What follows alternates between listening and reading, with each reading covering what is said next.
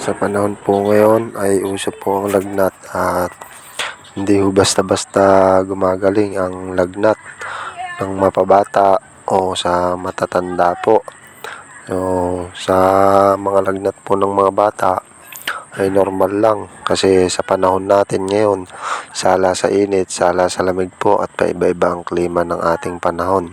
So, bali dyan po nagkaroon pa ng bati ang bata at pero mas mataas po ang kanyang sintomas sa panahon natin ngayon, yung lagnat niya po sa mga bata. Ayan po, ang kadalasan na iwasan po ay yung bata ay maberber pag nahilot at yung convulsion po o pagtitirik ng mata, yan po ang inyong aantabayanan.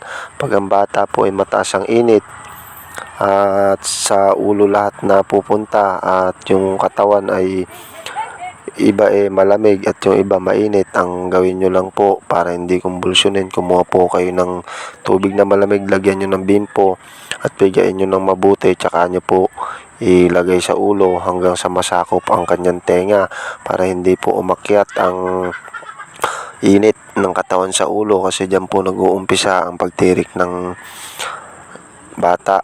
Ang convulsion po ay hindi na iiwasan pag sa ulo napupunta ang init. Yun lang po ang gawin yung paraan. Tapos pag medyo hinihingal po ang bata ay pwede nyo rin pong gamitan ng nebulizer.